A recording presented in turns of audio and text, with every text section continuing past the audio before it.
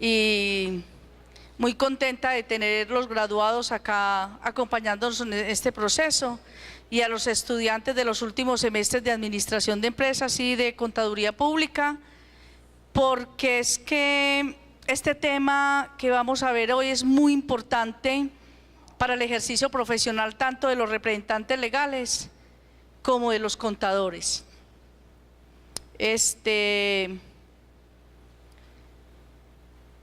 Créanme que le doy un saludo muy especial a nuestros graduandos. No es el primer evento que vamos a hacer, pero vamos a trabajar con ustedes para que cada vez sean los mejores profesionales de este país. Voy a hablar de la ley 1819 del año 2016, que fue una reforma tributaria estructural. ¿Estructural para quiénes? Pues yo pienso que es una reforma tributaria que cambió las condiciones de tributación de las personas naturales, tenazmente. Cambió las condiciones de las personas jurídicas que antes se inscribían en lo que se conocía como el régimen tributario especial. Porque voy a empezar a precisar unos asuntos. Antes en el estatuto tributario se decía, digamos que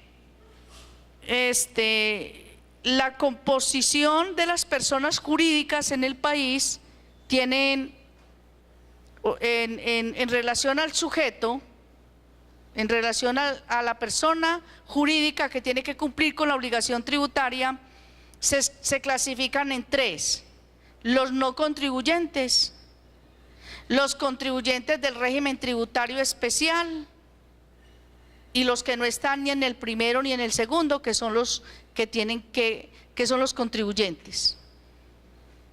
Las personas naturales, voy a hablar solamente de las personas jurídicas. Las personas naturales no tenemos esa clasificación. En Colombia todas las personas naturales somos contribuyentes, no hay excepciones. Todos tenemos que contribuir con el impuesto.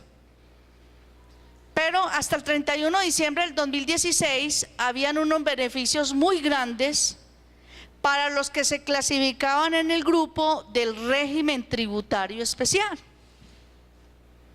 Y cuando uno leía el artículo 19 del régimen tributario especial decía: entidades del régimen tributario especial. O sea, la ley de entrada les daba la calificación, los calificaba y les decía: fundaciones, corporaciones y asociaciones sin ánimo de lucro que se dediquen a actividades de salud, educación, deporte, cultura, investigación y actividades sociales. Que esas actividades sean de interés general, o sea, que le sirvan a la comunidad. Y que cualquier ciudadano tenga acceso a esos servicios que presta esa entidad. Pare de contar. Y les ponía solo un requisito, les decía: vea, los excedentes que tengan, vuelvan y los incluyen o los toman para que mejoren las condiciones del servicio o del bien que presta esa fundación, esa corporación y esa asociación. O sea, no se podían repartir. Entonces, desde esa perspectiva, obviamente, las entidades del régimen tributario especial, como estaba la ley, pretendía que las fundaciones, las corporaciones y las asociaciones pues crecieran cada vez más. Y uno ve que muchas entidades hicieron lo que tenían que hacer. Por ejemplo, el Hospital Pablo Tobón Uribe lleva unas 2 décadas creciendo. Se ve cómo se hacen desarrollos con los excedentes. porque cogen los excedentes y los reinvierten en el objeto social para lo que fue creado el Hospital Pablo Tobón Uribe. Lo mismo los que somos más viejitos, porque aquí hay como 3 que estamos más viejitos, ¿cierto? Esos 3 que estamos más viejitos sabemos que hace 20 años no era lo mismo hablar del San Vicente de Paúl que hablar hoy en día. O sea, muchas entidades hicieron lo que la ley ordenó, pero otras miles y miles de entidades se dedicaron a crear fundaciones, o mejor, personas naturales y también empresas, a crear fundaciones, asociaciones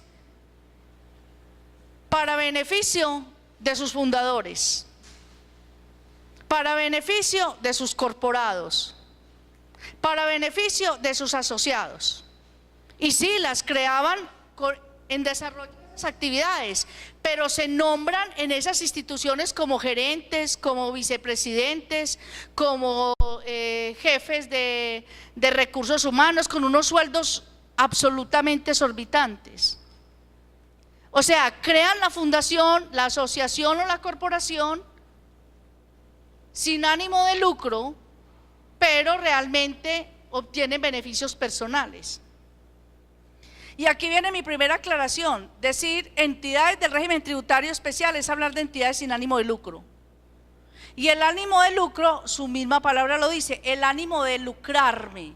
No es lo mismo yo ser socio de una empresa limitada o de una sociedad anónima donde hay unas utilidades y se reúne la asamblea y se reparten en dividendos o en participaciones, a decir que yo hago parte de una corporación o de una fundación. Hay fundaciones con ánimo de lucro y hay fundaciones sin ánimo de lucro. La Fundación Campestre, Club Campestre, eso es con ánimo de lucro, eso tiene dueños. Una fundación, una corporación que ayer jugó muy bien fútbol, ¿no? Corporación Atlético Nacional, eso es con ánimo de lucro. Pero también hay fundaciones que se dedican al deporte que son sin ánimo de lucro. Hasta ahí. El ánimo de lucro es, para decir más o menos, es la disposición que tienen quienes componen esa entidad de repartirse en dividendos o de repartirse en participaciones. No sucede en las entidades sin ánimo de lucro. Sin ánimo de lucro no significa para los administradores o para los contadores con ánimo de pérdida. Todas las instituciones, sean con ánimo de lucro o sin ánimo de lucro, tienen que ser sostenibles. Tienen que generar recursos para que sean sostenibles. Entonces, ¿qué sucede? Voy a partir, aunque no soy abogada, de una pequeña diferencia entre lo que es una fundación, una corporación y una asociación. Las fundaciones tienen un fundador o varios fundadores. El fundador se muere. El fundador puede ser persona natural o persona jurídica. El fundador, por ejemplo, se muere, por ejemplo, el que donó lo que hoy es los terrenos y todo lo que es el Hospital Pablo Tobón Uribe, el Teatro Pablo Tobón Uribe, se muere y eso queda ahí en la entidad. Eso no pasa a ser heredable de nadie. Lo que pasa es que sus familias y los que tienen que ver con el señor que donó esto, pues lo que hace es que se convierten los que son del consejo, los que toman las decisiones allá, eso sí lo van heredando, ¿cierto? Hacen como parte de esos cuerpos decisorios, de esas juntas, digámoslo así. La Universidad Luis Amigó nació como una fundación de una congregación religiosa, y así hay fundaciones. Y las fundaciones no tienen retorno en lo que yo entrego para la fundación. Yo puedo entregar un terreno, puedo entregar dinero, puedo entregar un carro, no tiene retorno, lo entrego y ya. Las corporaciones tienen corporados, poquito parecido como a los socios, pero se llaman corporados. Entonces yo me reúno con otras 4 personas y les voy a decir, fundemos una corporación para la educación. Entonces el uno dice, yo tengo el terreno para que ahí funcione la institución de educación. El otro dice, yo tengo 1.000 millones de pesos, entrega su aporte. El otro dice, yo voy a entregar unos vehículos, cada uno entrega sus aportes. Dentro de 20 años o en 30 años digo, yo no quiero ser más corporada, de esa corporación, no quiero estar más ahí, me devuelven mis 1.000 millones dentro de 20 años, que dentro de 20 años ya eso no es nada. Yo no puedo decir, no, es que como yo les entregué 1.000 millones ya, convirtiendo eso, actualmente me deben 50.000 millones. No, le entregan sus 1.000 millones devaluados. Con la reforma tributaria se acabó esa alcahuetería, enseguida lo vamos a ver. Y las asociaciones están muy tipificadas como en el sector cooperativo, ¿cierto? Que tienen sus asociados. Entonces, yo necesito que alguien me pase allá porque bueno, yo paso. Bueno, profe, me pasa, bueno, mientras tanto yo voy pasando, ¿ok? Entonces voy a tratar de avanzar porque el tema es la ley 1819 del 2016, obviamente entonces viene y trae unas especificaciones en relación a los no contribuyentes, contribuyentes del régimen tributario especial y los demás. Mire, antes decía, son contribuyentes del régimen tributario especial, y empezaba, fundaciones, corporaciones, bueno, lo que le conté, las entidades que mediaban recursos financieros. Sube de aquí, ok, entonces, gracias profe, entonces, estaban las entidades financieras, todo lo que tenía que ver con el mercado de créditos y todo eso, los bancos estaban en el régimen tributario especial, estaban los fondos de empleados, estaban que después pasaron a ser no contribuyentes, y estaba todo el sector, estaban los fondos mutuos, todos los fondos de inversión, y estaban las cooperativas, era el cuarto grupo. Hoy ya no se llaman, ya no dice, son entidades del régimen tributario especial, ya la norma no dice así, dice, son contribuyentes del impuesto de renta, y empieza, las fundaciones, las corporaciones, cambió, miren la palabrita, son contribuyentes del impuesto de renta. Lo que pasa es que le empieza a poner unas condiciones y le dice, para usted pertenecer al régimen tributario especial tiene que cumplir unos requisitos. Y entonces en esos requisitos es donde nos va a ir, como a los perros en misa, a esas fundaciones, a esas corporaciones que no hicieron lo que debieron de haber hecho. Porque el control es exhaustivo, eso es lo primero. Antes también en el estatuto tributario, cuando me refería en el artículo 22 y 23 del estatuto tributario que me hablaba de los no contribuyentes,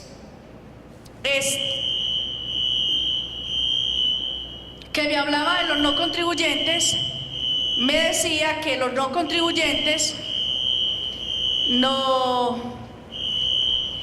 eso sí está como grave, me hablaba de los no contribuyentes. Si yo quería saber de esos no contribuyentes, ¿quiénes tenían que presentar declaración de renta? Me tenía que ir del artículo 23 por allá como al 599 al 600. Ahora, de entrada me dice, vea, no son contribuyentes no declarantes y no son contribuyentes declarantes. ¿Y cuál es la diferencia? El no contribuyente no contribuye. Estoy hablando del impuesto de renta. No vamos a combinar aquí nada, ni con IVA, ni con nada. No contribuyente no paga impuesto de renta. Para los contadores, cuando usted le vaya a hacer un pago o vaya a causar un pago a un no contribuyente, no le puede hacer retención en la fuente a título de renta, porque hay retención en la fuente a título de IVA, hay retención en la fuente a título de impuestos municipales. A título de renta no le puede hacer retención. No diga, vea, mándeme la resolución, no demos lora.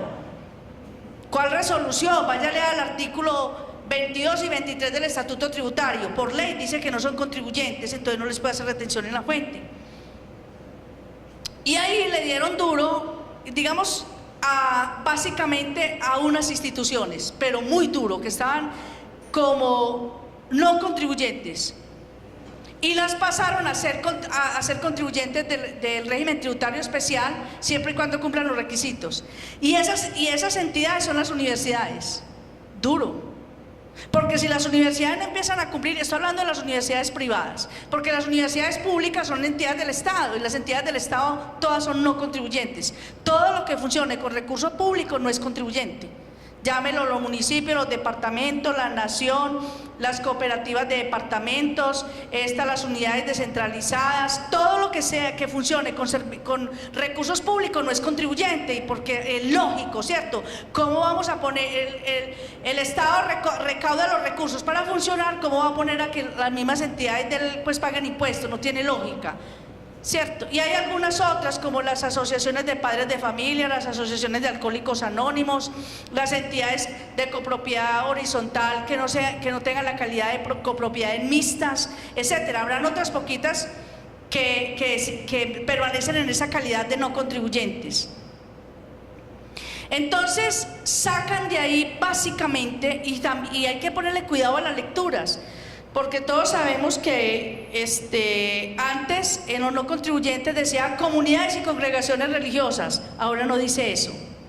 Lo cambiaron por dos palabras, dice iglesias y confesiones religiosas.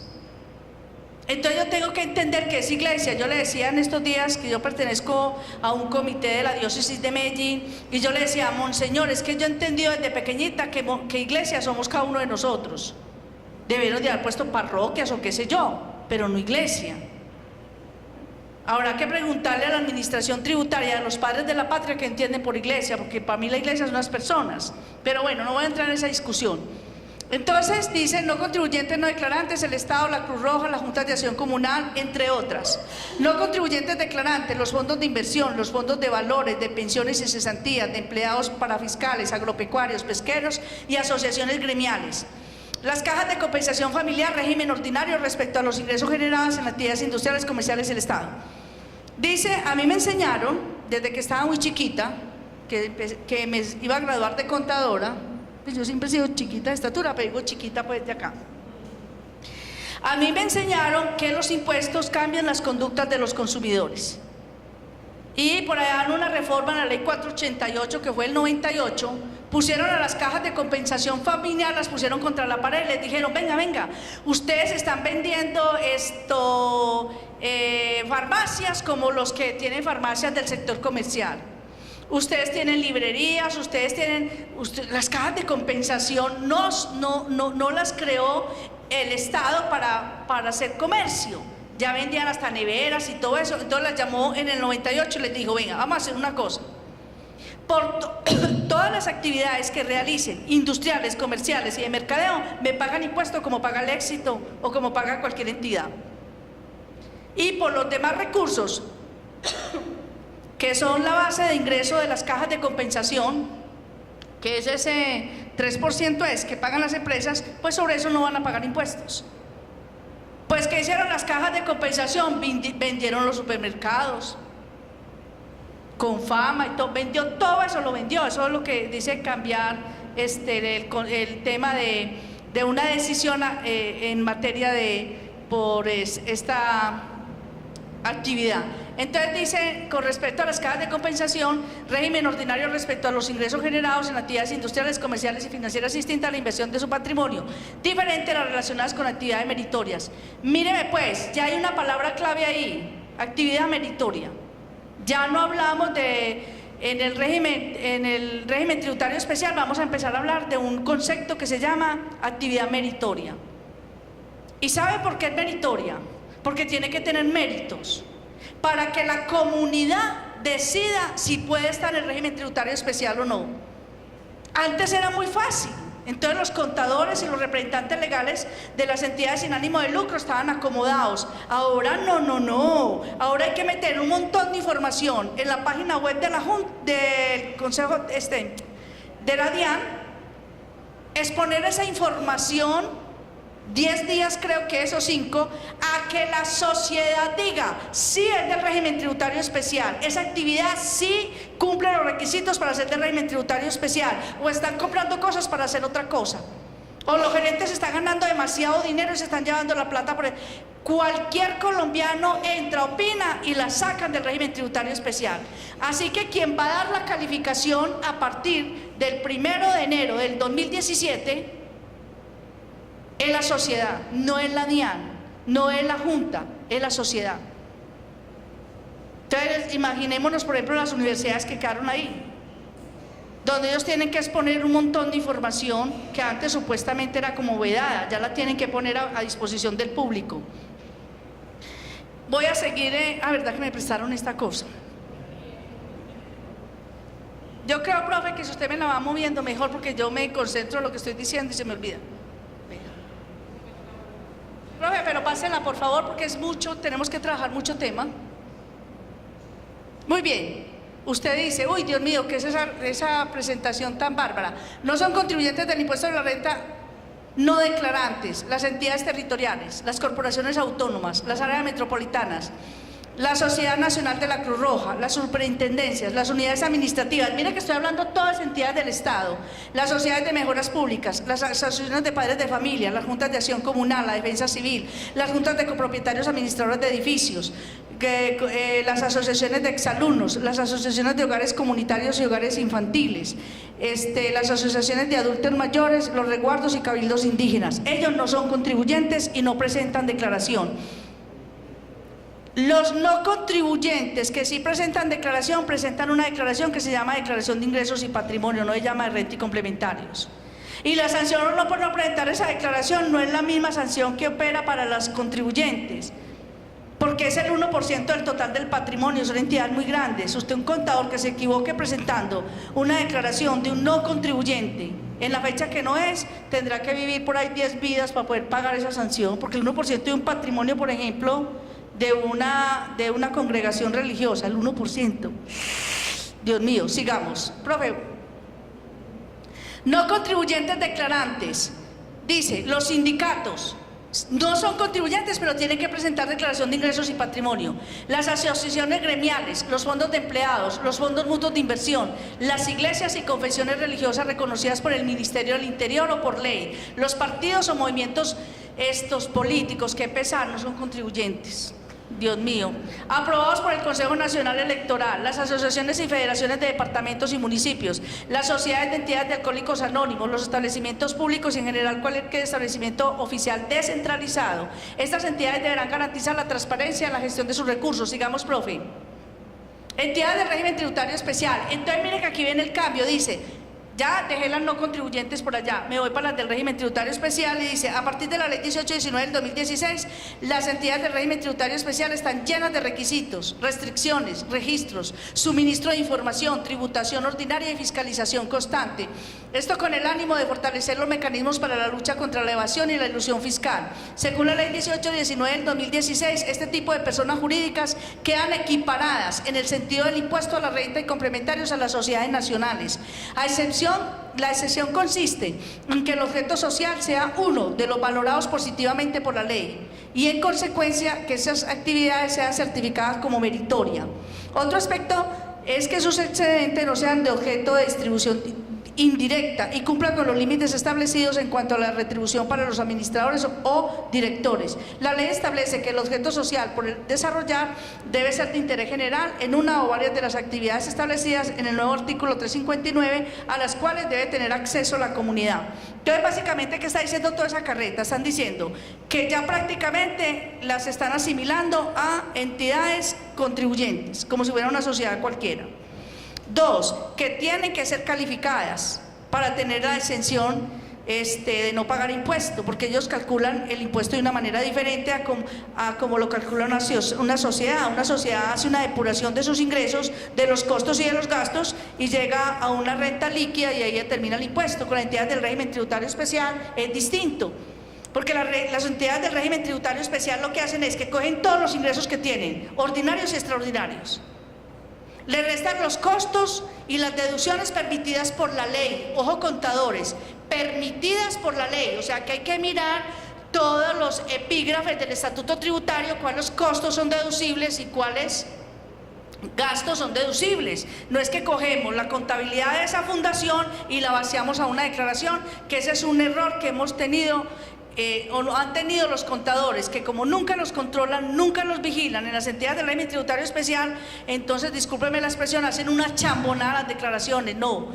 todo lo que usted lleve a una declaración tributaria como contador son valores patrimoniales y son valores fiscales, y los valores patrimoniales tratándose del patrimonio y los valores fiscales tratándose de costos y deducciones son los permitidos por la ley. ¿Hasta ahí estoy clara?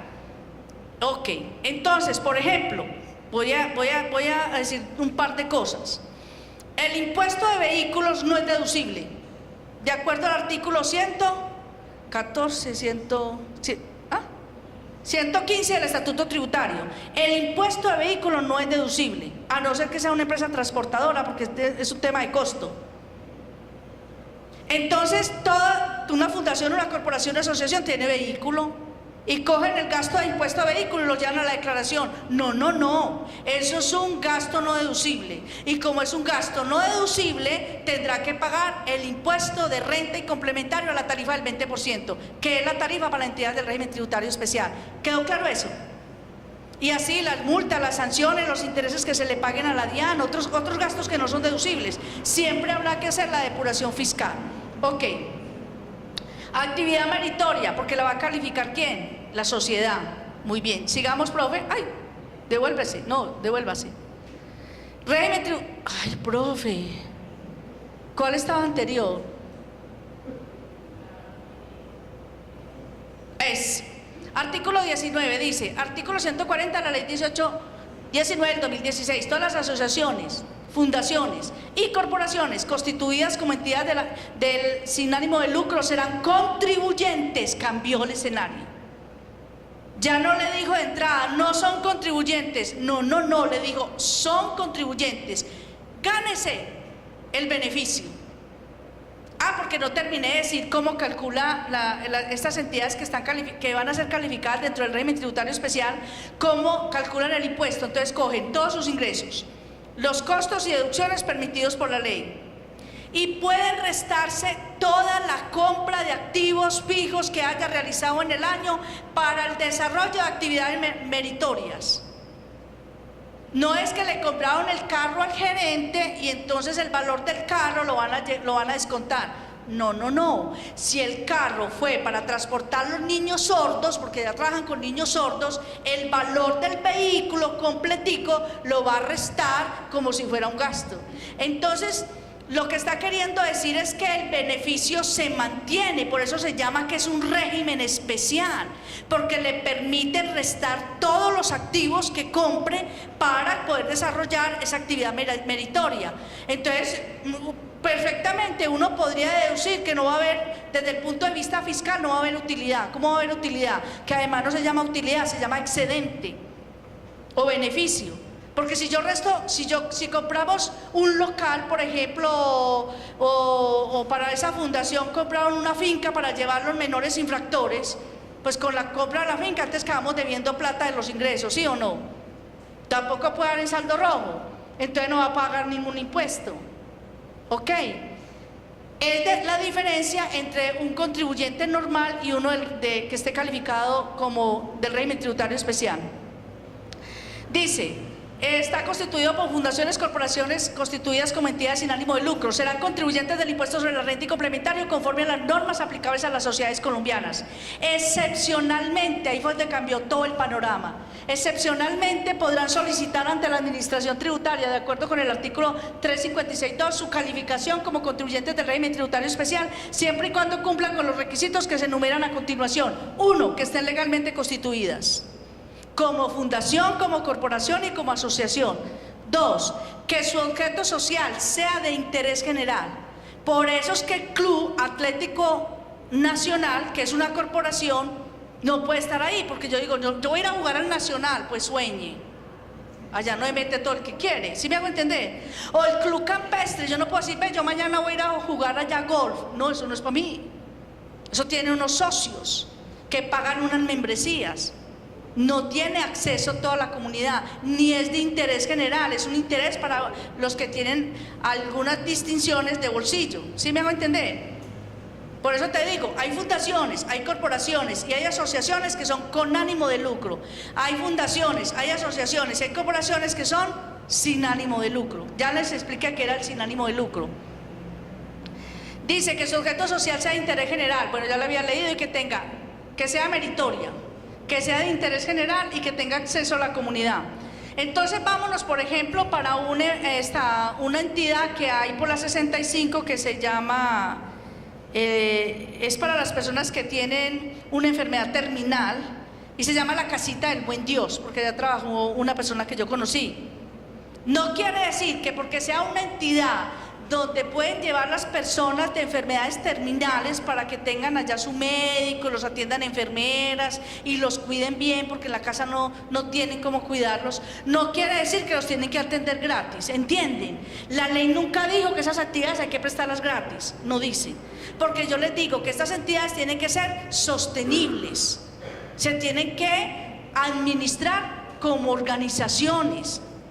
O sea, el hecho que lo califiquen o no lo califiquen ahí no significa que es que la actividad sea gratis, la ley no dijo eso. El problema es que usted como fundador no se lleve los recursos vía honorarios o vía sueldos, ahí es donde está el problema. Cuando usted como fundador o usted como corporado está sacando la plata vía puestos de trabajo, ahí sí está el problema. Que ninguno de sus aportantes, oiga, mire, perdón, dije, y este también fue un cambio fundamental para las fundaciones, corporaciones y asociaciones. Los que trabajan con estas entidades, por favor, vayan y revisan los estatutos, es lo primero que tienen que ir a hacer, porque mire lo que dijo la ley, dijo que ni sus aportes sean reembolsados, ni sus excedentes distribuidos bajo ninguna modalidad, cualquiera que sea la denominación que utilice, ni directa, ni indirectamente, ni durante su existencia, ni en el momento de su disolución y liquidación, de acuerdo con el artículo primero del 356.1. O sea que las corporaciones, cuando yo soy corporado, pues yo cuando me voy a retirar digo, oiga, mis aportes que me voy. Si quiere ser del régimen tributario especial, tiene que renunciar a ellos. ¿Van entendiendo el cuento, no? Las fundaciones no hay problema porque el fundador se desprende, ya se desprendió, pero en las corporaciones hay dificultades. Y nos salvamos los asociados de las cooperativas. ¿Por qué nos salvamos? Pues nos salvamos básicamente porque las cooperativas las rige la ley 79, entonces tiene la norma tributaria respetó el régimen de las cooperativas, pero de todas maneras las puso a pagar impuestos a la tarifa del 20%. Seguimos, profe. Régimen tributario especial, asociaciones, corporaciones, instituciones de educación superior, hospitales sin ánimo de lucro, bueno, ahí enumeré algunas, personas jurídicas sin ánimo de lucro que desarrollen actividades de salud con permiso del funcionamiento de MinSalud, autoridad competente, ligas de consumidores, cooperativas. Paremos ahí. ¿Qué pasa? Hay unas actividades que son educación, salud, deporte, investigación, salud, actividades, desarrollos sociales, ¿cierto? Pero ¿cómo le parece que si es de educación, tiene que estar reglamentada o por la ley 30 de educación o por la ley 115, que es educación básica y bachillerato? O sea, no es que yo cree pues un instituto para dictar conferencias tributarias y digo fundación y no. Eso está reglamentado. El deporte por la ley del deporte. O sea, cada una de esas actividades tiene una ley que en la norma tributaria usted va a encontrar cuál es la ley y qué está diciendo la ley frente a esa actividad. Sigamos, profesora. Bueno, devuélvete, profe. ¿Hay a quienes castigaron? Las instituciones de educación superior, grave. Las cooperativas, grave. Y las fundaciones, corporaciones y asociaciones, se les acabó la sinvergüenzada a los fundadores y a los corporados. Enseguida van a mirar por qué. Sigamos. Las actividades meritorias, mírenlas ahí: educación, salud, cultura, ciencia, tecnología e innovación, desarrollo social, protección del medio ambiente, prevención y uso y consumo de sustancias psicoactivas, alcohol y tabaco, promoción y apoyo a actividades deportivas, derechos humanos, administración de justicia y el microcrédito. Pero todo eso tiene una norma que lo regula. Eso no es que dos o tres personas se reunieron y decimos, vamos a hacer a crear una fundación de microcrédito. No, eso no es tan fácil. Sigamos. Solicitud de calificación tiene, entonces, a partir del 1 de enero del 2017, que entra en vigencia la ley 18 y 19 para todas estas entidades, pues tienen que solicitar la calificación. Las que venían ahí, que dijo la ley, no, quédense ahí, no las vamos a tocar, pero vamos a empezar a hacer fiscalización, a ver si sí cumplen los requisitos. Las que se crearon en el 2017, las metieron como si fueran sociedades común y corriente, común y corriente. Y para el 2018, que salió el reglamentario, les dijeron, antes del 30 de marzo, vengan a la administración tributaria para someterse a la calificación. El que no hizo ese trámite antes del 30 de marzo, ya no va a pasar un año del 2017, sino 2 del 2018, como contribuyente, como si fuera una empresa, a la tarifa del 34% para este año y a la tarifa del 33% para el año entrante, más la sobretasa del 2017, que es el 6%, y la sobretasa para el 2018, que es del 4%. Registro en la web. En el registro en la web le preguntan, a mí me gusta ser como muy, yo a veces que yo peco por dramática, pero es para que me entiendan. Le preguntan hasta el vestido, cómo era el vestido de la primera comunión. Hay que cumplir 14 requisitos y no se sabe cuál de todos es más penoso para ponerlo a la luz pública. 14 requisitos deben de informar los representantes legales y los revisores fiscales. Hay unos anexos y hay una actualización anual con la presentación de la declaración, pero de todas maneras habrá que actualizar esa información cada año en la web. Profe, sigamos. Proceso de calificación en el régimen tributario especial. Proceso, te dice, exposición para comentarios de la sociedad civil. O sea, ¿ya quién lo va a calificar? La sociedad. El registro web de información del artículo 364 será administrado por la DIAN y el suministro de la información para los procesos de calificación, permanencia y actualización en el registro tributario especial podrá realizarse a través de la Confederación Colombiana de Confecámaras de Comercio o con las entidades que ejercen inspección y vigilancia atendiendo las condiciones, plazos y características de la DIAN. El incumplimiento de las condiciones para la calificación, permanencia o actualización en el régimen tributario especial de las entidades sin ánimo de lucro de que trata el decreto 2150 del 17 da lugar a la exclusión del respectivo régimen conforme con lo previsto en el parágrafo primero del artículo No veo un contador diciendo, ay, se me olvidó colocar tal información en la página web, se me olvidó solicitar la calificación para este año. No le va a costar sino el 34% de impuestos. Y el gerente le va a decir, ves que yo te contraté a vos para que, es que vos sos el contador de aquí. ¿Cómo así que te olvidó hacer eso? Y el plazo es hasta ahorita, hasta el 30 de abril. Por eso yo le dije a Yasmín, se fue, yo le dije, Yasmín, la conferencia hay que hacerla ya o ya, porque los plazos empezaron a vencer. Y hasta el 30 de abril el plazo para solicitar la calificación para el 2000, para las que veníamos, que conservamos digo veníamos porque es que yo tengo una asociación de facultades de contaduría que se llama Red Facon y pues me coge todo este tema de... Profe, sigamos la otra. Registro en la web, mire, 14 requisitos. 14, se los voy a leer para que vean la magnitud. María Victoria, ¿las universidades tienen que colgar todo eso? Sí, las universidades privadas, todas. Todas las universidades privadas que vienen haciendo inversiones por ahí raras, que hay muchas. Se han oído el escándalo con una universidad de la costa en estos días. Están enredadas porque las van a poner a pagar el 34% de impuesto.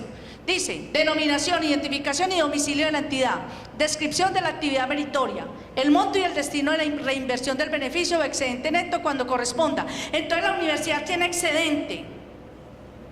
Se tiene que reunir el Consejo Superior. Voy a poner el ejemplo con la universidad.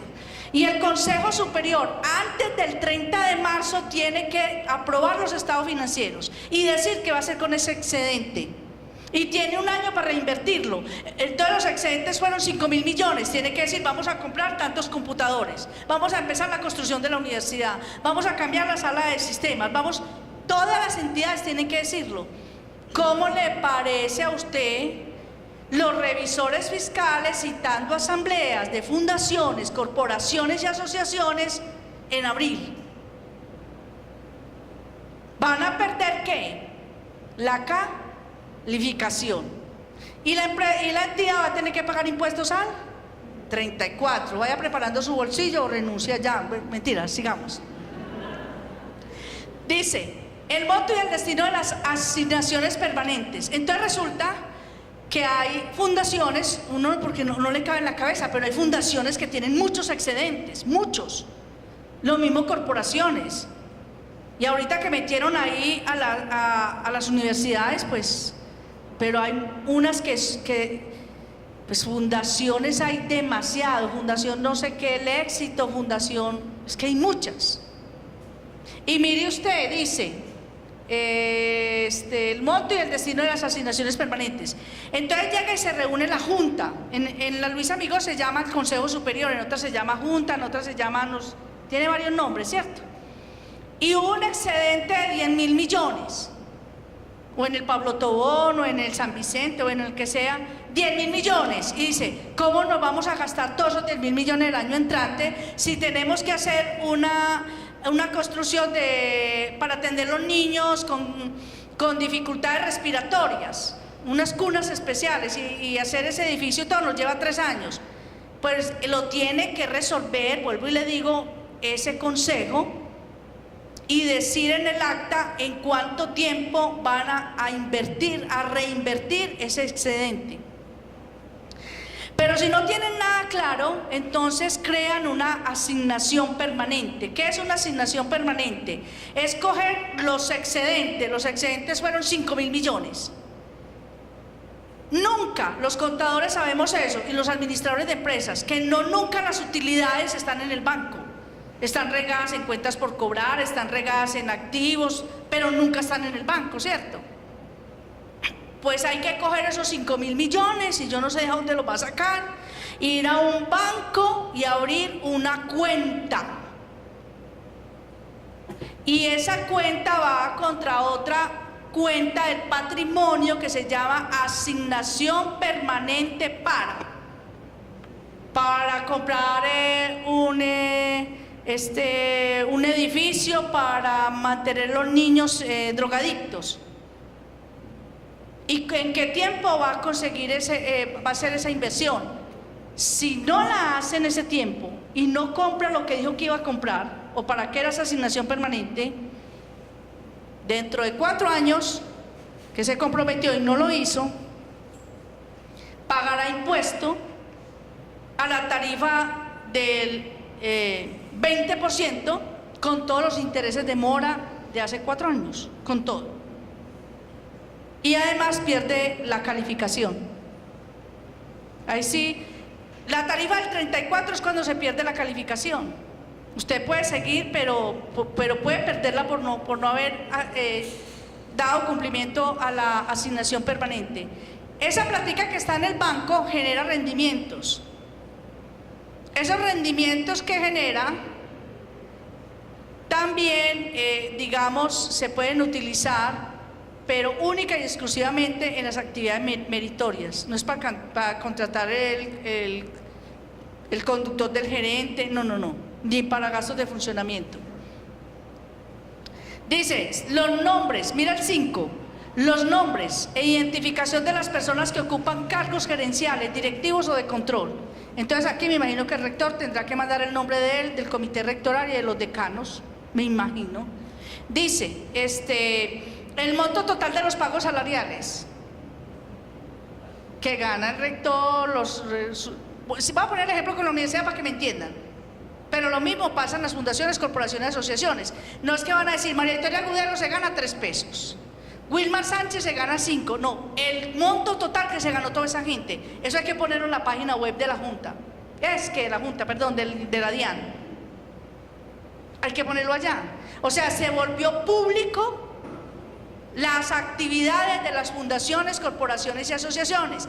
Los gerentes y los administradores no se van a poder seguir echando la platica al bolsillo, y los contadores, y menos los de aquí, se van a prestar para firmar pendejadas. Pues eso sí que no lo voy a permitir. Mejor renuncien, podemos vender mangos aunque sea, pero nada. 6, los nombres e identificación de los fundadores. Claro, están haciendo muchos negocios con los fundadores. Aquí pues puede que estén haciendo negocios con la comunidad de los terciarios capuchinos, yo qué voy a saber, yo no manejo la contabilidad aquí. Pero entonces les compran carros y cosas a los fundadores, y el carro vale 10 millones y le pagaron 20. ¿Me entienden cómo los fundadores y los corporados sacan las platas de estas entidades? Les pusieron el tate quieto. Dice, el monto del patrimonio a diciembre 31 del año inmediatamente anterior. En caso de recibir donaciones, la identificación del donante y el monto de la donación, así como la destinación de la misma y el plazo proyectado para el gasto o la inversión. Para tales efectos se entiende que la donación a una entidad de régimen tributario especial es una autorización de publicar los datos que contiene el registro. Con las donaciones, vamos a suponer que dan una donación con un fin específico. Entonces, la donación va al patrimonio. Y en la medida que se va cumpliendo el fin específico pasa por el ingreso. Ok.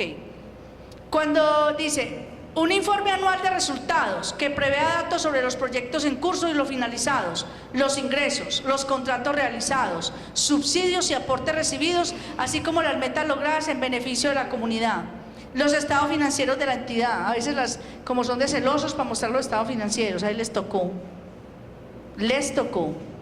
Y tiene plazo hasta el 30 de abril. Dice, el certificado de representante legal o revisor fiscal junto con la declaración de renta donde se evidencie que han cumplido todos los requisitos durante el respectivo año cuando corresponda, y los recursos de cooperación internacional no reembolsables que reciban o ejecuten cuando reciben plata del exterior. Las fundaciones trabajan mucho con ingresos del exterior. Profe, dale que nos faltan como 70 presentaciones. Pero ya han aprendido, con cualquier cosita se van hoy, del todo pues así limpio no.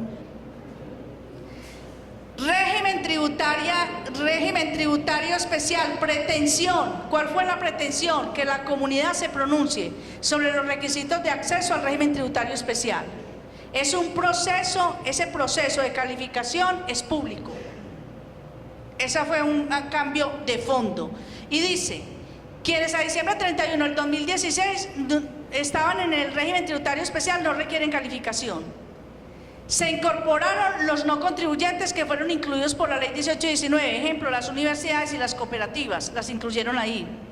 La permanencia requiere solicitud que debe cumplir requisitos. Si nació como entidad sin ánimo de lucro en el 2017, quedó como régimen ordinario, a pagar tarifa del 34 más el 6 de, ¿cómo es? ¿De qué, profe? Bueno, ese 6% adicional de la tasa, de la sobretasa, y quedó con régimen. El plazo para actualizar la responsabilidad fue hasta el 31 de enero. Tenía que cambiarla con la responsabilidad 04. No la cambió porque el contador no estaba actualizado y se quedó otro año. Si estaba el 31 de diciembre del 2016 y no quedó en la base de datos que sacó la DIAN en su portal en noviembre del 2017, tiene hasta el 30 de abril del 2018 para actualizar el RUP con la responsabilidad 04. Esto hace referencia a la solicitud de calificación de permanencia. Para las entidades con ingresos superiores a 160.000 VTs en el año anterior deben enviar memoria económica. Yo he puesto eso con rojo. Ya también tiene que presentar una memoria económica, o sea, qué hicieron con cada pesito, a quién le pagaron, cómo le pagaron, si los fundadores, si a los corporados, eso ya no fue tan fácil. Actualizar la información de la plataforma de transparencia en 2018 siguientes, presentar y erradicar información. Profe. Aspectos generales de la contabilidad en las entidades de régimen tributario especial. El artículo 774 establece los requisitos para que la contabilidad constituya prueba. Por lo tanto, los ingresos, pues ya hablan del devengo, pero el devengo es la misma causación. Por un lado, las normas tributarias, Juan Pablo, hablan de devengo, y por otra, ayer me encontré una norma hablando de ¿cómo es? Abono en cuenta. Entonces, pues que nos pongamos de acuerdo, los padres de la patria. Bueno, sigamos. Dividendos se reconocen fiscalmente cuando hayan sido abonados en cuentas de calidad. Las donaciones condicionadas van al patrimonio y se reconocen como ingreso en la medida que se cumple la condición. Las no condicionadas van directamente al ingreso. Los egresos, los devengados, contablemente que cumplan requisitos de costo y deducción, artículos 104 y siguientes. Egresos para actividad meritoria son deducibles sin cumplir requisitos de asociación del ingreso. El gravamen al movimiento financiero es deducible el 100% para ellos, y los egresos improcedentes se gravan a la tarifa del 20%. O sea, todos esos gastos y costos que no son deducibles pagan al 20%, pero aquí hay una cosa que me interesa, y es que en el régimen ordinario los costos y gastos tienen que tener relación de causalidad con el ingreso. Para las entidades del régimen tributario especial no, que tenga relación de causalidad con la actividad meritoria. Sigamos. El beneficio neto, hay un tema pues que se pueden restar las inversiones, se entenderán por inversiones aquellas dirigidas al fortalecimiento del patrimonio, incrementan el patrimonio, no se deprecian ni amortizan fiscalmente, la vida útil es superior a 1 año. ¿Por qué no se deprecian ni se deprecian ni se amortizan? Porque usted se las va a deducir totalmente. Puede que contablemente tenga que hacer la amortización, pero fiscalmente no. Porque si usted las lleva y las resta todas, pues tendría un doble beneficio y así nos complicamos. La determinación del beneficio neto excedente que hace referencia al artículo se calculará con las normas de carácter fiscal, por eso le hablaba ahorita de costos y gastos fiscales, y los activos y pasivos de acuerdo al patrimonio fiscal, lo anterior de conformidad con el capítulo 1 y 11 del libro primero del estatuto. La parte del beneficio neto excedente que no se invierta en los programas que desarrollen sujeto social tendrá el carácter de gravable en el año que esto ocurra. Las entidades pertenecientes al régimen tributario especial del impuesto sobre la renta y complementario ahora están sometidas al sistema de determinación de la renta por comparación patrimonial. Ojo con eso. A partir del 1 de enero del 2017, no solamente determinan la renta como estipulan del beneficio neto o el excedente neto, porque es que usted determina el beneficio neto o el excedente neto, entonces usted cogió ingresos, costos, deducciones, compra de activos fijos y le quedó un excedente. Y ese excedente se reúne en la asamblea y dice, vamos a comprar camas para los niños maltratados, pues de la fundación, ¿cierto? Entonces ese excedente que fueron 200 millones, con eso van a ampliar uno de los dormitorios de los niños o en fin. Entonces, ¿qué le quedó para pagar de impuestos? Solamente los costos y gastos que no eran deducibles, sobre eso va a pagar el 20%. Hasta ahí estamos todos. Pero ¿qué sucede? Antes no les aplicaba la renta por comparación patrimonial. A través de esta reforma tributaria les va a aplicar la renta por comparación patrimonial. ¿Qué es eso? Que las fundaciones, las corporaciones y las asociaciones han servido de base para un tema de evasión fiscal y de elusión fiscal. Y aparecen con un montón de platas que no entran ni por donación ni por nada, sino cuando menos piensan no saben explicar de una u otra manera el incremento del patrimonio de un año a otro con los ingresos. ¿No? Y costos y gastos, no son capaces de explicarlos. Y esa renta que provenga, esa renta por comparación patrimonial, se gravará a la tarifa del 34%, no del 20%. Sigamos. Retención a las entidades del régimen tributario especial, los pagos a bonos en cuenta realizados al régimen tributario especial correspondientes a actividades meritorias del objeto social no estarán sometidas a la retención en la fuente a título de impuesto sobre la renta. Solamente le van a hacer retención en la fuente a dos. Uno, a las que provengan de contratos con el Estado, le van a hacer retención en la fuente a la tarifa del 34%, porque tienen que pagar impuesto sobre todos los contratos que hagan con el Estado. No la tarifa del 20%, y no las pueden meter allá como ingresos y como excedente para reinvertir. No. Todo lo que sea contratación con el Estado lo tiene que llevar aparte en la contabilidad. Imputarle sus costos, sus deducciones y pagar impuesto de renta y complementario como el régimen ordinario. ¿Entienden? Por lo tanto, cuando las entidades del Estado le hagan un pago porque tiene un contrato con el Estado, le va a hacer retención a la tarifa del 34%. Sigamos, profe. Excedentes no reinvertidos tratados como asignaciones permanentes. Ya le expliqué esto, las asignaciones permanentes no podrán tener una duración superior a 5 años. Entonces, ¿qué hacen? No hacen ningún sacrificio para que esa fundación mejore, para tener mejores recursos, no, la dejan ahí en una asignación permanente. Entonces vino el legislativo y dijo, no señor, le doy hasta 5 años que esté como una asignación permanente. Si a los 5 años usted no me la ha reinvertido en el objeto social, pague mi impuesto sobre eso, con todas las sanciones que se derivan desde el año que ese excedente permaneció. Con las asignaciones permanentes podrán adquirirse nuevos activos, siempre que los mismos estén destinados al desarrollo de actividad meritoria. En todo caso, los rendimientos obtenidos de los activos adquiridos con las asignaciones permanentes también deben destinarse a actividad meritoria. Antes no, antes de la ley los dejaban que esos, como es mucha plata, las fundaciones y las corporaciones tienen mucha plata en los bancos. Y los intereses son de miles de millones, y eso lo utilizaban para para pagos de nómina y todo, no, ya tiene que ser para actividad meritoria. Dale, profe. Los excedentes no pueden ser distribuidos bajo ninguna modalidad, por eso de manera particular establece la norma aspectos sobre los pagos o cargos directivos y gerenciales, así como la adquisición de bienes y servicios vinculados. Ya no vamos a poder hacer negocios tan fácil con los vinculados, con los corporados, con los fundadores, no va a ser tan fácil. Sigamos, profe.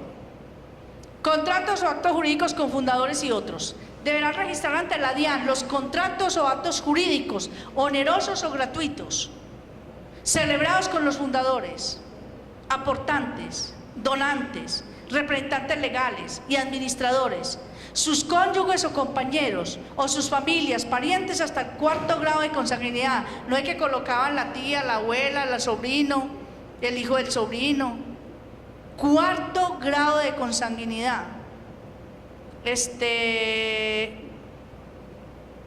Parientes de 4º grado de consanguinidad o afinidad o único civil o entidades jurídicas donde estas personas posean más del 30%. Entonces yo soy fundadora o yo soy corporada de una fundación, pero yo también tengo una empresa y en esa empresa soy dueña del 30%. Es una sociedad limitada y esa sociedad limitada está haciendo negocios con la fundación o con la corporación donde yo soy corporada. Si se llega a hacer un contrato con esa sociedad donde yo a su vez soy dueña de la sociedad en el 30% más y además fui fundadora o corporada, ese contrato tiene que informarse a la DIAN. O sea, le cerraron todas las brechas a las fundaciones, corporaciones y asociaciones. Yo creo que va a ser más fácil que ya paguen el 34, porque con toda esa información. Listo, profe, dale. La DIAN deberá incluir dentro de un plan anual de fiscalización un programa de control a la entidad sin ánimo de lucro. Eso quedó de ley. Ya no es que vamos a ver si nos fiscalizan. La administración tributaria cada año tiene que presentar un plan de fiscalización para las entidades del régimen tributario especial. Señores representantes legales, ¿quién hay aquí administradores de empresas? Alcen la mano. Administradores de empresas y los contadores. Por favor, verifiquen las actas que hayan quedado dentro de los primeros 3 meses. Porque las van a revisar. Lo primero que van a revisar son estatutos y actas. Y van a mirar que en los estatutos realmente se diga que los corporados no tienen derecho a devolución de sus aportes, y menos los fundadores. Y que en las actas van a verificar la destinación de los excedentes. Siga, a ver, dice, profe, dale. Uy, qué montón de cosas. Anexos a la solicitud de calificación permanente, dice: 1. Copia de la escritura pública, documento privado, acta de constitución. 2. Certificado de existencia y representación legal expedida por la autoridad competente, en el cual figuren los administradores, representantes, miembros del consejo u órgano directivo cuando hubiera caso. 3. Las que están con rojo son muy importantes. Copia del acta de asamblea general o máximo órgano de dirección en el que se autoriza al representante legal para que solicite que la entidad permanezca o sea calificada según sea el caso como entidad de régimen tributario especial. Entonces, en la asamblea, en el consejo, tienen que autorizar al representante legal para que haga las vueltas en la DIAN y tiene que quedar en el acta. Si no queda en el acta, no le van a dar la calificación. Dice ahí, copia de los estatutos de la entidad donde se indique: 1. Que el objeto social principal correspondiente a las actividades meritorias del numeral 359 y que las mismas son de interés general y tiene acceso a la comunidad. ¿Sabe quién cumple eso? Ninguna. Y usted sabe qué es cambiar un acta de constitución en este momento. Para cumplir ahorita no alcanzan a entrar a las cámaras de comercio, pero dieron de todas maneras una salvedad ahí. 2. Que los aportes no son reembolsables bajo ninguna modalidad. ¿Cómo la vio? Y que no generan derecho a retorno para el aportante, ni directa ni indirectamente. Que los excedentes no son distribuidos bajo ninguna modalidad, ni directa ni indirectamente, durante su existencia. que se identifiquen los cargos directivos de la entidad, entendidos estos como los que ejercen aquellos que toman decisiones respecto del desarrollo del objeto social. Cuando no figuren los estatutos, yo respiré cuando leí ese pedacito. Dice: cuando no figuren los estatutos, la información descrita anteriormente de las entidades de que tratan el parágrafo transitorio 1.2 del artículo 19 del Estatuto Tributario y las entidades creadas desde el 1 de enero del 2016 hasta la fecha entrante en vigencia del presente decreto, deberán adjuntar copia del acta del máximo órgano directivo donde indiquen: 1. que los aportes no son reembolsables bajo ninguna modalidad; 2. que la entidad desarrolla actividad meritoria; y 3. que los excedentes no son distribuidos bajo ninguna circunstancia. Nos salvamos ahí. ¿Por qué? ¿Por qué? Porque cambiar una acta de constitución no es tan fácil. Sigamos, profe. A la solicitud de certificación, los miembros de junta directiva, fundadores, representantes legales o miembros de órganos de dirección, tenemos que ponerle cuidado, porque ¿cómo le parece que todo ese tema de devoluciones ficticias a la DIAN, el famoso cartel de la chatarra, hay un número importante de fundaciones detrás que se prestaron para ese tema de devoluciones con el IVA?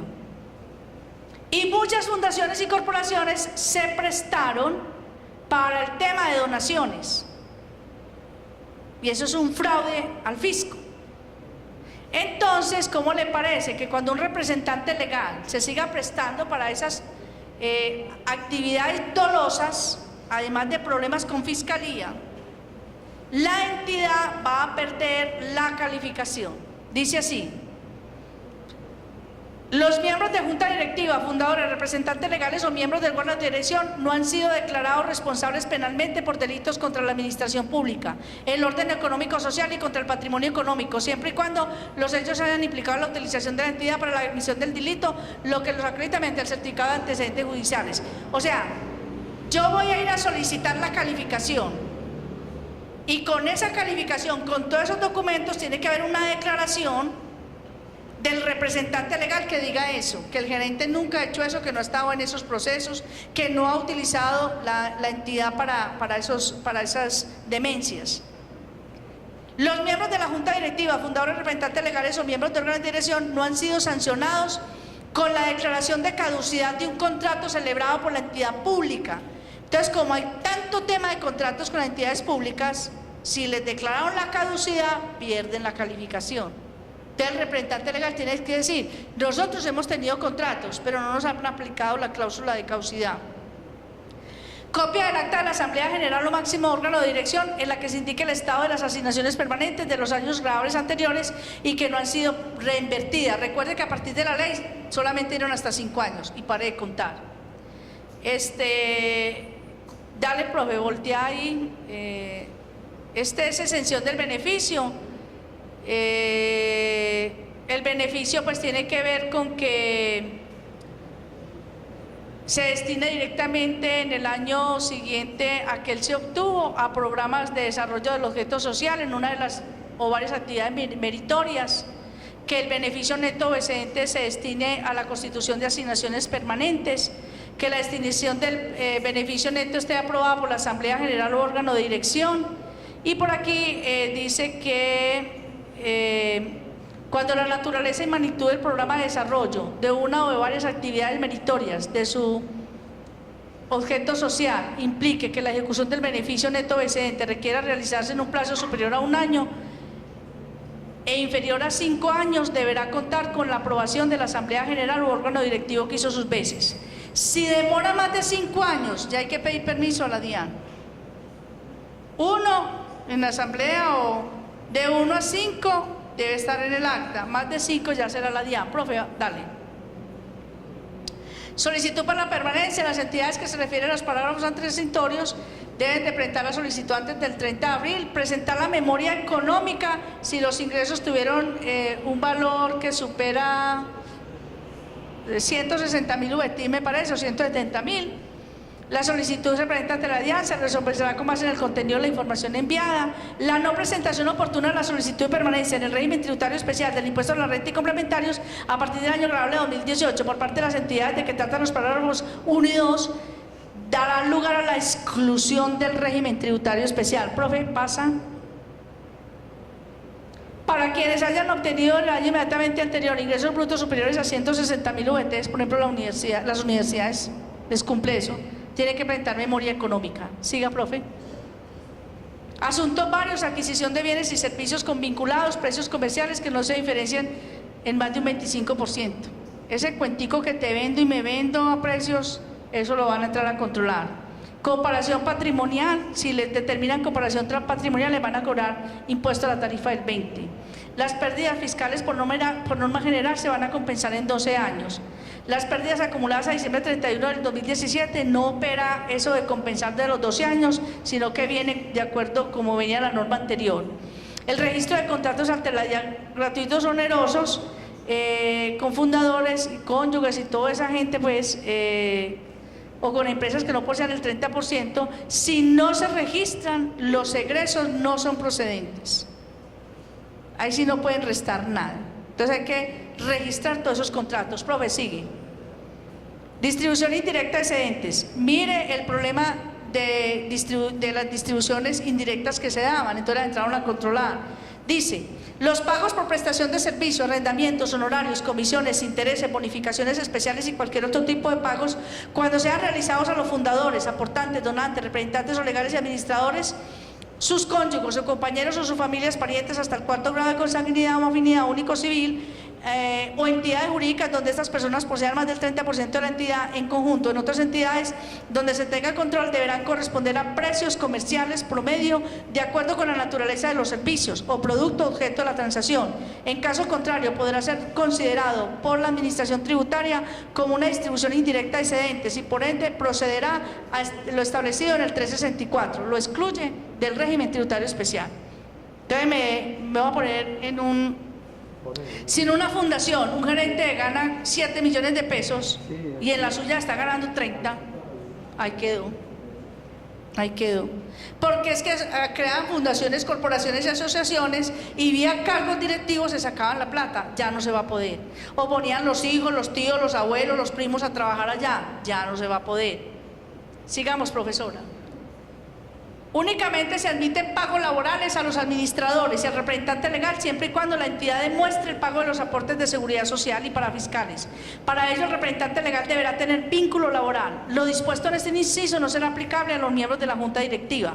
El presupuesto destinado a remunerar, retribuir o financiar cualquier erogación en dinero o en especie, por nómina, contratación o comisión a las personas que ejercen cargos directivos y gerenciales de las entidades contribuyentes de que trata el artículo 19 de este estatuto, que tengan ingresos brutos anuales superiores a 3.500 VT, no podrán exceder del 30% del gasto total anual de la respectiva entidad. Me contaron, yo no sé cuál es el rollo que hay con una universidad en la costa, pero creo que ¿cómo es? El rector se ganaba 50 veces lo que se ganaba todo el mundo.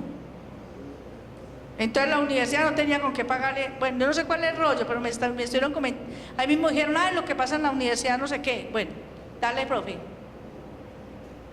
Exclusión del régimen tributario especial cuando no se cumpla lo dispuesto en el artículo 19 al 23, dice al 23.2, cuando no cumpla lo del régimen tributario del capítulo 6 del estatuto, cuando los miembros de la junta directiva, fundadores, representantes legales o miembros de órganos de dirección estén problemados con delitos, lo que leímos ahorita. Esto, el problema que van a tener es que no lo van a calificar. Las entidades excluidas del régimen tributario las pasarán a ser del régimen ordinario, pueden volver a solicitar la calificación 3 años después de exclusión, cumpliendo lo previsto del artículo relativo a la calificación.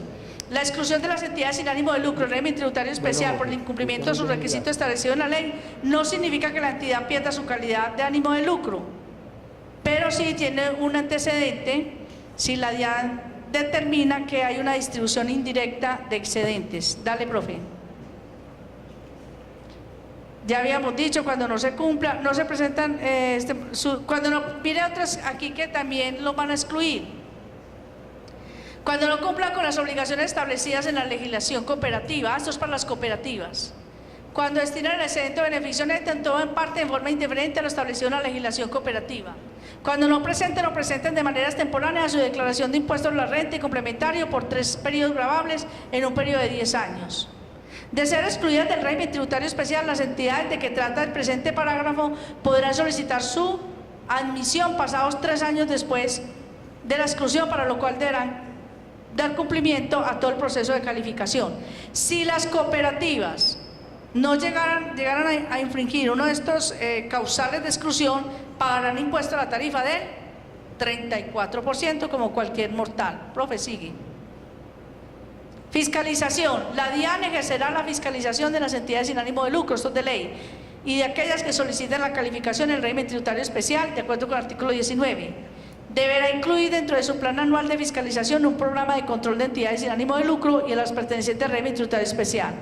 La DIAN reorganizará mediante acto administrativo su estructura para garantizar que exista al interior de la misma una dependencia seccional o departamento que se encargue de la fiscalización y verificación de los requisitos de la entidad sin ánimo de lucro y de las pertenecientes al régimen tributario especial. Ya no es que no nos van a vigilar, claro que sí.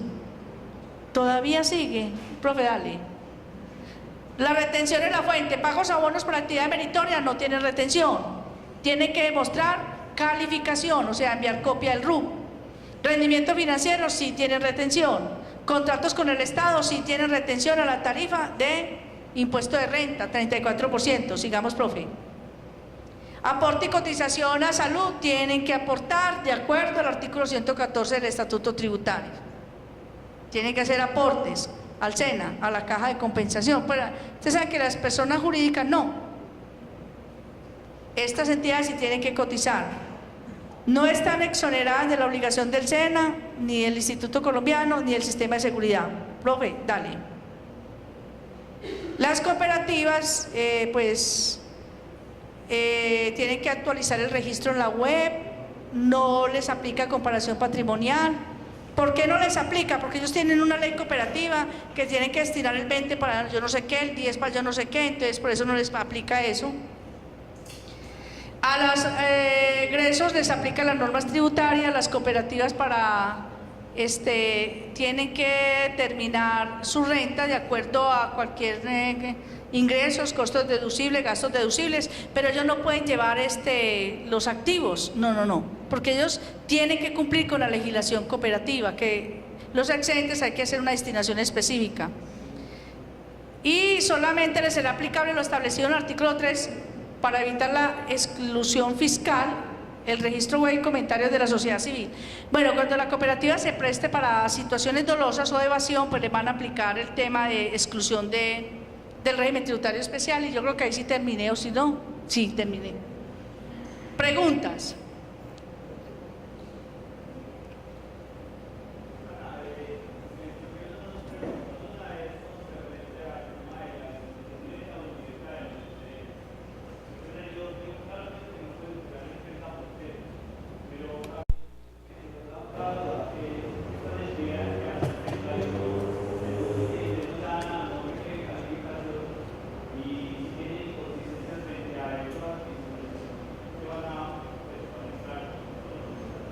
Bueno, el tema del 30% aplica para las entidades del régimen tributario especial que tienen unos ingresos superiores a 160.000 VTs. ¿Qué pasa? Es que 160.000 VTs es, no sé cuánto es, muchos miles de millones de pesos. 30 miles de millones. ¿Qué pasa? En esas entidades, que hay muchas, hay un abuso de distribución de excedentes, donde los fundadores o los corporados o el representante legal, que es uno de ellos mismos, se ponen sueldos muy grandes. Entonces le están diciendo, a la sumatoria de todo lo que le paguen, no puede superar el 30% de lo que esa entidad tiene, no lo puede superar. Si lo llegara a superar, pierde la calificación. No. aplicaría a partir del 1 de enero del año 2017, que las normas no son retroactivas. Y con relación a la segunda pregunta, ¿qué fue cuál?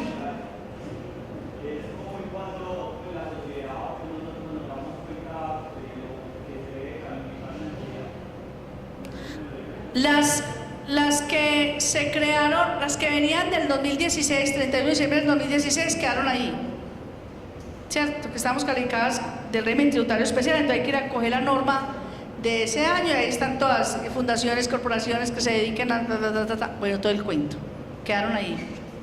¿Qué pasó? En el mes de septiembre, me parece que fue, o en noviembre, la administración tributaria sacó un listado de todas las entidades del régimen tributario especial y es probable que por ejemplo, que la red colombiana no esté en ese listado. ¿Qué tiene que hacer el contador de la red? Pues tiene que verificar si está en ese listado. Si no está, tiene que antes del 30 de abril solicitar la calificación. Las que se crearon en el 2017 nacieron como el régimen ordinario. Tuvieron plazo hasta el 30 de enero para solicitar la calificación para el 2018. Las calificaciones nunca son retroactivas. Entonces, ¿qué pasó? Si no lo hicieron, si no cambiaron la obligación al 04, pues se van a quedar ahí, son 2 años pagando hasta que pueda presentar la documentación para calificación. ¿Sí? ¿Ninguna otra pregunta? Y esto que estaba previsto hasta las 9 de la noche. Ay, profe, fácil, ojo pues.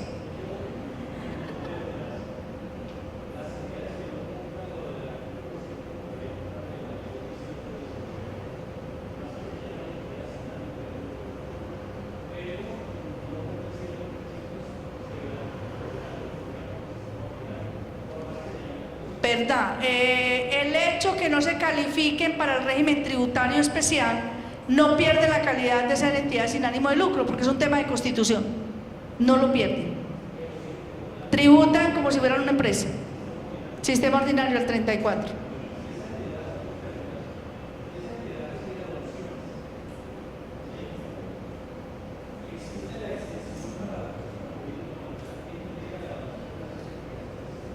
No, porque es que las donaciones tienen una reglamentación establecida a partir del artículo 126, Juan Pablo, ¿me ayudas? Creo que es 126. Y esta, y 126 también creo que es tema de las donaciones, ¿no? O 257. Bueno, 125 y todo, tiene unos requisitos. Y si no cumple el ser del régimen tributario especial, pues no les dará el beneficio. Además, ahorita ya no es muy halagador hacer donaciones porque limitaron todo como al 25% o 20%. Se maneja como descuento, que eso cuando no son condicionadas se llevan al ingreso, cuando son condicionadas se llevan al patrimonio mientras van cumpliendo la condición. Preguntas, ve cómo estaban de atentos, ¿para qué? Que los contadores de aquí, los administradores de aquí son los mejores de este país.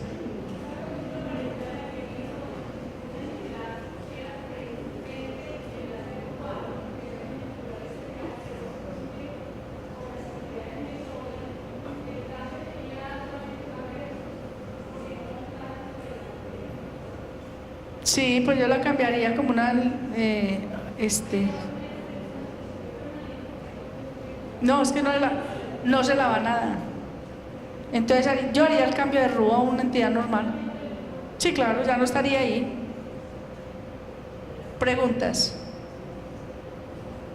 Oiga, me alegra verlos, que me hayan visto. Se cuidan y no.